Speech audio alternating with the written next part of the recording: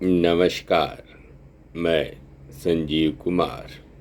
आज तीसरा भाग,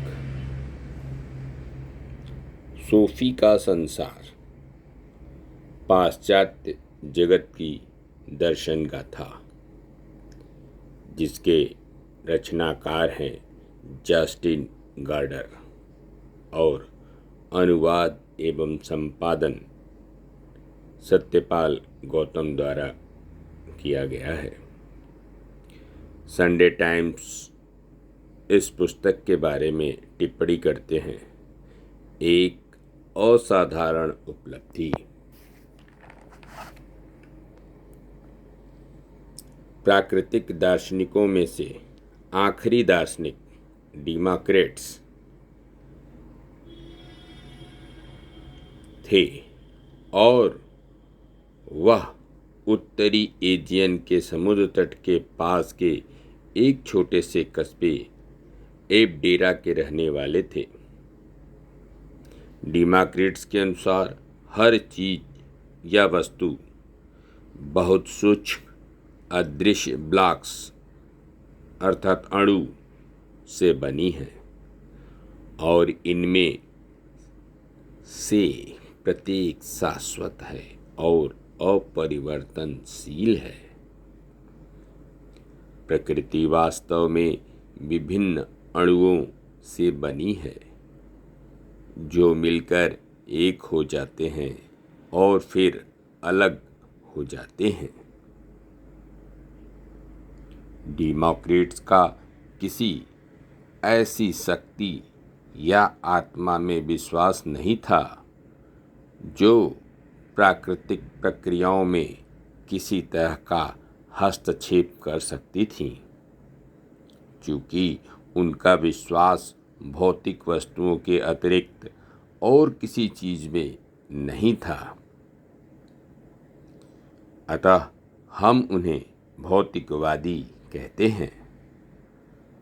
प्रकृति में हर चीज बिल्कुल यंत्रवत होती रहती है, परंतु इसका अर्थ यह नहीं है कि हर चीज बेतरतीब या अनियमित ढंग से होती रहती है, क्योंकि हर चीज अवश्यंभावी रूप से आवश्यकता के नियम का पालन करती हैं। डेमोक्रेट्स का सोचना था कि अणु सिद्धांत हमारे इंद्रियजन्य बोध को भी स्पष्ट करता है। हमें जब भी कोई ऐन्द्रिक अनुभव होता है तो ऐसा स्थान में घूमते अणुओं के कारण होता है। जब मैं चाँद देखता हूँ तो ऐसा आखिर इसलिए होता है कि चाँद अणु मेरी आँख में आ जाते हैं। डेमोक्रेट्स का यह भी विश्वास था कि आत्मा विशिष्ट गोल चिकने आत्म अणुओं की बनी थी। जब एक मनुष्य की मृत्यु होती है, आत्म अणु विभिन्न दिशाओं में उड़ जाते हैं और फिर से एक नए आत्मा का निर्माण या आत्मनिर्माण का भाग बन सकते हैं। लेखक का सोफी से प्रश्न: क्या तुम नियति में विश्वास करती हो? क्या बीमारी देवताओं द्वारा दिया गया दंड है? इतिहास की धारा को कौन सी ताकतें संचालित करती हैं?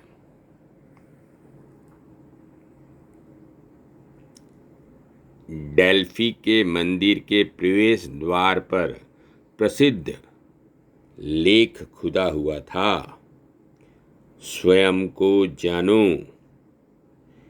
यह यहाँ आने वालों को याद दिलाता था कि मनुष्य को अपने नाशवान होने से अधिक और किसी चीज में विश्वास नहीं करना चाहिए, और यह कि कोई भी व्यक्ति अपनी नियति से बच नहीं सकता।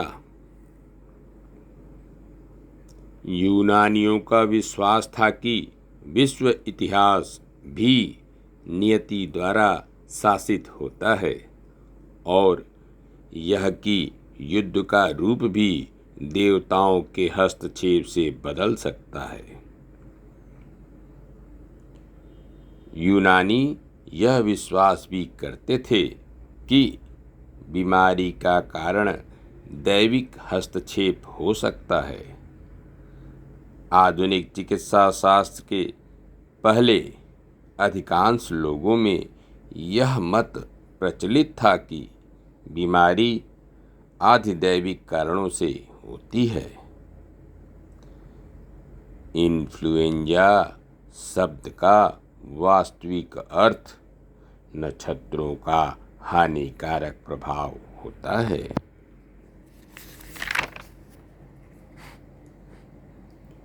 यूनानी चिकित्सा पद्धति का संस्थापक हिप्पोक्रेटिस माना जाता है, जो 460 ईसा पूर्व कोस द्वीप में जन्मा था। हिप्पोक्रेटिस की चिकित्सकीय परंपरा के अनुसार अतियां न करें, सरल, सहज और स्वस्थ जीवन शैली रोगों की रोकथाम के लिए सबसे बढ़िया सुरक्षा है।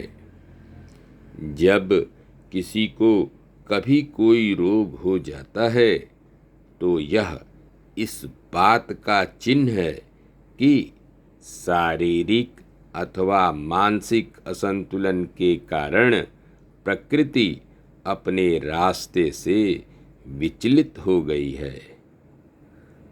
हर एक के लिए स्वस्थ बने रहने का मार्ग है कम मात्रा में खाना पीना, समन्वय और स्वस्थ शरीर में स्वस्थ मन।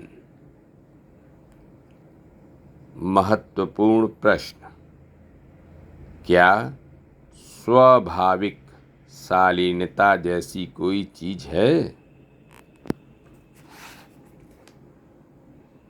सबसे बुद्धिमान वह है जो यह जानता है कि उसे कुछ नहीं मालूम।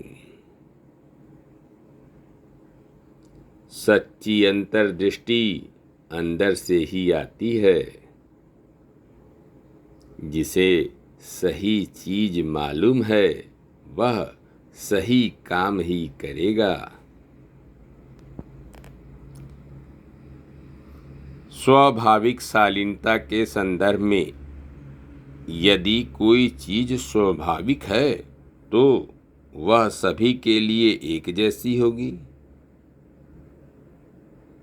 दुनिया के कई भागों में नंगा रहना या होना पूरी तरह स्वाभाविक माना जाता है।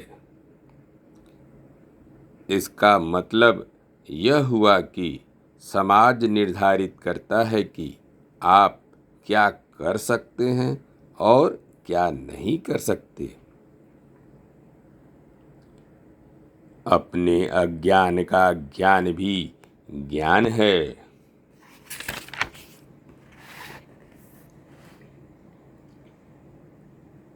प्राकृतिक दार्शनिकों को सुकरात पूर्व दार्शनिक भी कहा जाता है। सोफिस्ट प्रोटागोरस ने कहा, सभी चीजों का मानदंड अर्थात पैमाना मनुष्य है। अर्थात कोई चीज सही है या गलत, अच्छी है या बुरी, यह प्रश्न हमेशा ही आदमी की जरूरतों के संदर्भ में विचारा जाना चाहिए। जब प्रोटागोरस से पूछा गया कि क्या वह यूनानी देवताओं में विश्वास रखता है, उसने कहा, प्रश्न जटिल है और जीवन छोटा है। धन्यवाद। नमस्कार। शेष अगले अंक में।